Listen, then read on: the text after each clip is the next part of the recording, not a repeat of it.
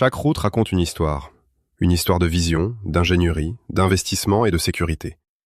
Concevoir, construire, exploiter, entretenir, moderniser, les réseaux routiers comptent parmi les infrastructures les plus complexes à gérer, où chaque décision engage la sécurité, les finances publiques et l'avenir des territoires. Pour répondre à ces défis, El Hassan Ayad, ingénieur conseil indépendant depuis 1985 dans la gestion des infrastructures routières, propose la collection Gestion des réseaux routiers, un parcours complet couvrant tout le cycle de vie des infrastructures. 10 tomes structurent cette collection. Fondamentaux et gouvernance, planification et études de faisabilité, financement, conception géométrique et technique, dimensionnement des chaussées et des structures, assainissement et drainage, exploitation et sécurité routière, base de données et auscultation, maintenance et entretien, innovation et perspectives d'avenir. Chaque tome confronte les pratiques françaises aux standards internationaux. États-Unis, Finlande, Maroc, Afrique du Sud, Japon, Brésil. 7 pays pour un même défi. Bâtir des réseaux plus sûrs et plus durables. 5 hors-séries complètent la collection. Le référentiel des procédures de suivi et de contrôle des chantiers, le guide pratique de l'audit technique d'un projet routier, 8 méthodes pour analyser un problème, un guide dédié à la communication dans la gestion des réseaux routiers, contrats de performance et partenariats public-privé. Une collection destinée aux ingénieurs, administrations, collectivités territoriales, bureaux d'études, laboratoires, universités et à tous les professionnels des infrastructures routières. Plus de 14 ouvrages, des centaines de méthodes, des milliers d'heures d'expérience condensées pour concevoir, construire, exploiter, entretenir et moderniser les réseaux routiers de demain. Voici maintenant le tome qui vous intéresse.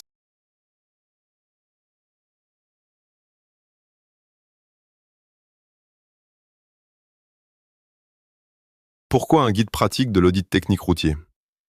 Parce que l'infrastructure routière représente, au Maroc comme dans l'ensemble des pays en développement, le premier poste d'investissement public dans les transports.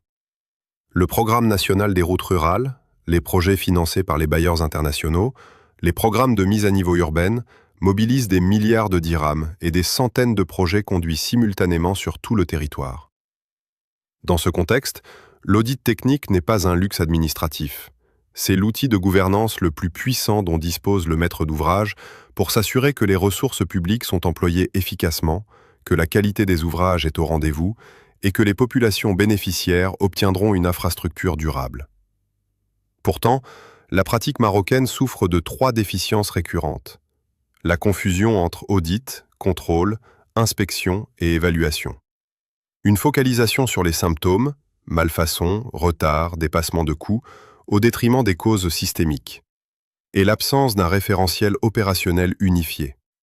La thèse centrale de ce guide est simple. L'audit technique routier apprécie l'efficacité du système de contrôle interne d'un projet en s'appuyant sur le cadre COSO adapté au contexte marocain. Un béton fissuré est un symptôme.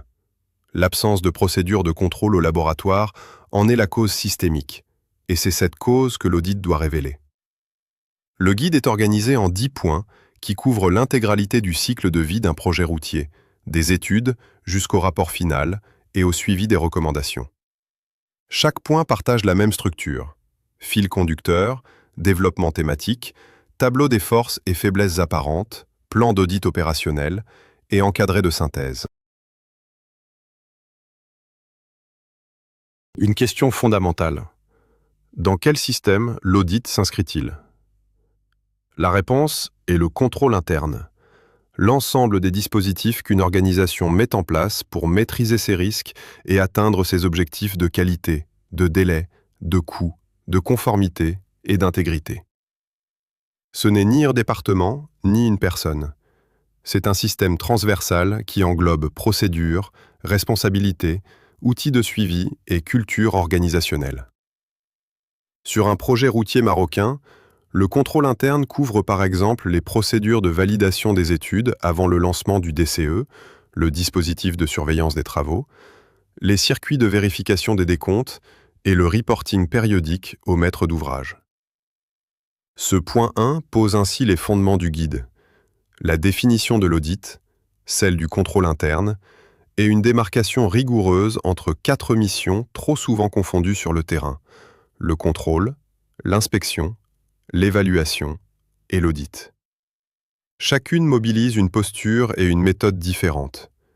Les confondre dilue la rigueur et expose l'auditeur à des conflits de rôles. Sur le terrain marocain des projets routiers, le mot audit est devenu un terme fourre-tout. On parle d'audit quand un bailleur vérifie ses décaissements, quand l'inspection générale visite un chantier, quand un expert tranche un litige, ou même quand le laboratoire produit son rapport mensuel. Ce sont des erreurs de qualification aux conséquences pratiques sérieuses. Elles diluent la rigueur méthodologique et exposent l'auditeur à des conflits de rôle avec les autres intervenants. Le point 2 cadre donc la mission avant tout déploiement sur le terrain. Le mandat qui la légitime, le périmètre qui la délimite, l'équipe qui la conduit, la lettre de cadrage qui en fixe les règles, et les référentiels, marocains et internationaux, sur lesquels elle s'appuie. Un cadrage rigoureux en amont conditionne la crédibilité de toutes les conclusions qui suivront. La phase étude et le DCE constituent un continuum logique. L'une produit les solutions techniques retenues, l'autre les traduit en documents contractuels opposables à l'entreprise. Le système de contrôle interne qui les encadre repose sur les mêmes piliers. Une lettre de cadrage qui délimite la mission, un circuit d'approbation calibré sur l'envergure du projet, une délégation de pouvoir entre niveau régional et niveau central, et une traçabilité documentaire à chaque étape. Le point 3 couvre ainsi l'audit du circuit d'approbation propre à la Direction générale des routes, la lettre de cadrage spécifique à cette phase, le tableau des forces et faiblesses apparentes qui lui est associé, et le plan d'audit opérationnel qui en découle. C'est à ce stade, avant même le premier coup de pioche, que se joue une grande partie des risques techniques du projet. La phase appel d'offres est le verrou contractuel du projet. Elle couvre 3 marchés distincts et interdépendants. Le marché travaux, qui engage l'entreprise de réalisation, le marché contrôle, qui engage le laboratoire de contrôle qualité, et le marché assistance technique, qui engage le bureau de surveillance. Ces 3 marchés suivent le même circuit d'approbation de la DGR, calibré selon les seuils propres à chacun, mais ils sont interdépendants. Un décalage dans l'un fragilise les 2 autres.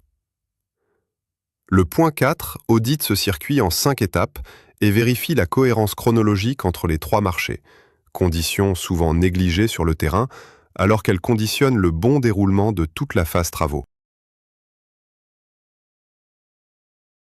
En phase travaux, le contrôle interne s'organise sur 3 niveaux imbriqués. Au terrain, l'assistance technique et le laboratoire de contrôle. Au niveau du maître d'ouvrage local, la DPE ou la DR pour le suivi, les décomptes et les ordres de service, et au niveau hiérarchique, les tableaux de bord remontant vers la DGR centrale.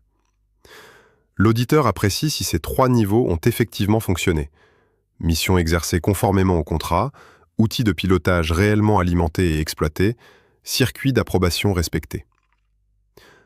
Le point 5 couvre ainsi la surveillance de chantier, la réception des intrants, les rapports mensuels du laboratoire, la gestion des avenants, point de fragilité majeur souvent marqué par une défaillance de communication, et le pilotage global de l'exécution. La réception des travaux dans les marchés de la DGR obéit à 2 régimes de responsabilité clairement distincts. Le premier régime, celui des réceptions intermédiaires, relève de l'équipe interne de suivi de la DPE, appuyée le cas échéant par l'assistance technique.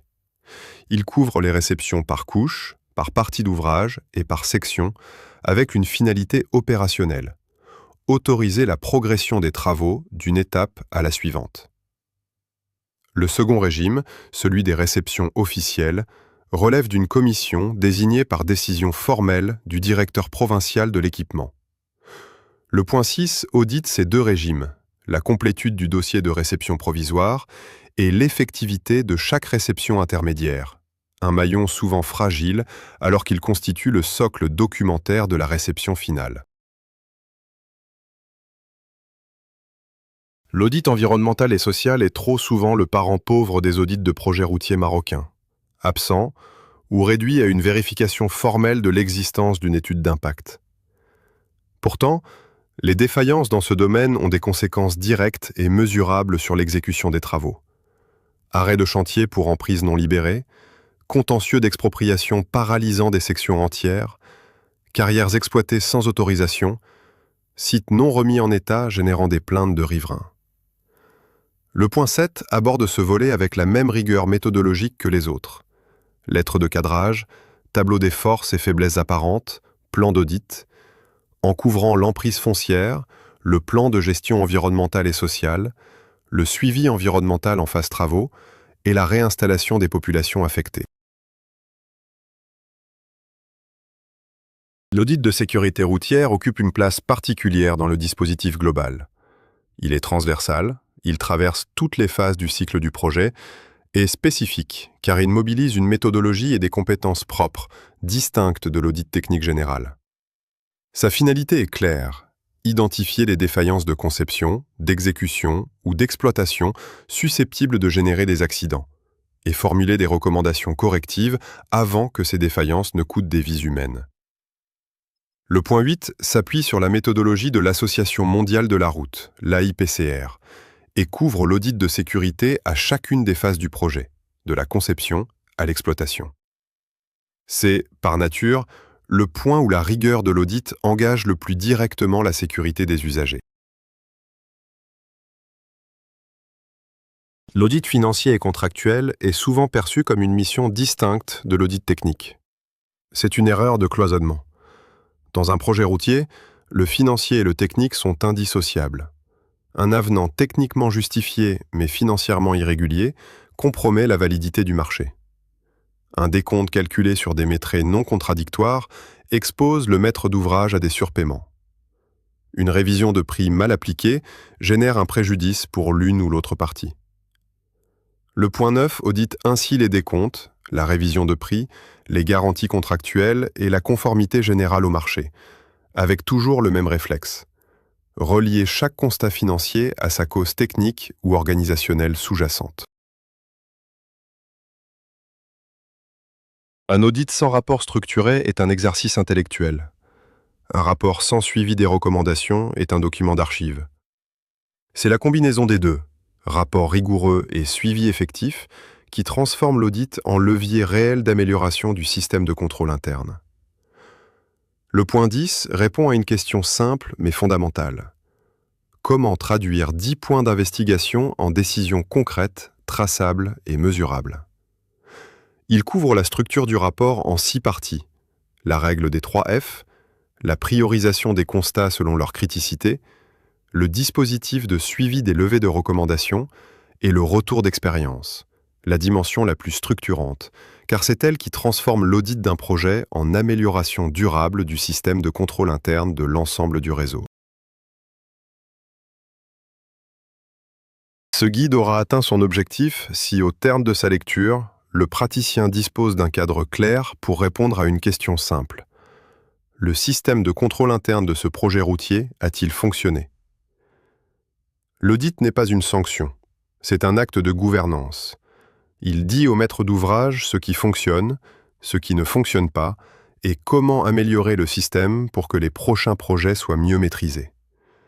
Sa valeur est proportionnelle à la qualité de ses constats, à la pertinence de ses recommandations et à l'effectivité du suivi de leur mise en œuvre. L'infrastructure routière marocaine a besoin d'ingénieurs qui savent auditer, pas seulement contrôler, pas seulement inspecter. Des ingénieurs qui regardent les systèmes et non uniquement les symptômes. C'est à ces praticiens de terrain, dans les directions provinciales et régionales, souvent seuls face à des projets complexes, que ce guide a été écrit.